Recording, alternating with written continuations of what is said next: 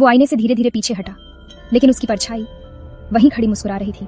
और फिर उसने हाथ हिलाया, लेकिन जैसे ही उसने खुद को पलटने की कोशिश की, आईने के अंदर की परछाई पीछे मुड़ी और चलने लगी।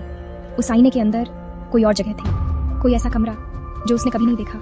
वो समझ गया, ये आईना नहीं, दरवाजा है, एक छुपा हुआ रास्ता जो उस जगह तक जाता है जहां उसका ही चेहरा किसी और के पास है। और फिर उसकी आंखों के सामने आईना धीरे धीरे धुंधला पड़ने लगा और कुछ ही सेकंड में आईना फिर से वैसा ही दिखने लगा, साफ, शांत और बिल्कुल सामान्य। लेकिन अब उसकी परछाई वापस नहीं आई। तभी कमरे में रखी घड़ी की सुइयां तेजी से घूमने लगी। 3:14 फिर से, और दरवाजे पर धीमी दस्तक। जब उसने झांक कर देखा, बाहर वही चेहरा खड़ा था, उसका ही चेहरा, लेकिन आंखें बिल्कुल काली थीं और होठों पर वही पुरानी मुस्कान। अब मेरी बारी है, उसने कहा। अब सवाल ये नहीं है कि आईना क्या दिखाता है, सवाल ये है कि आईने के दूसरी तरफ कौन है। क्या वो जो बाहर खड़ा है अब इस दुनिया में घुसने वाला है? पार्ट 4 जानने के लिए इस वीडियो को लाइक करें, शेयर करें और सब्सक्राइब करना मत भूलिए। और अगली बार जब आईने में देखें तो मुस्कुराना नहीं, क्या पता वो मुस्कान आपकी ना हो।